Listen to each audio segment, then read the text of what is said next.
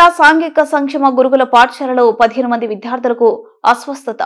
కోరుట్ల ప్రభుత్వ హాస్పిటల్లో చేరిన 5 మంది విద్యార్థులను పరామర్శించిన కోరుట్ల ఎమ్మెల్యే డాక్టర్ సంజయ్.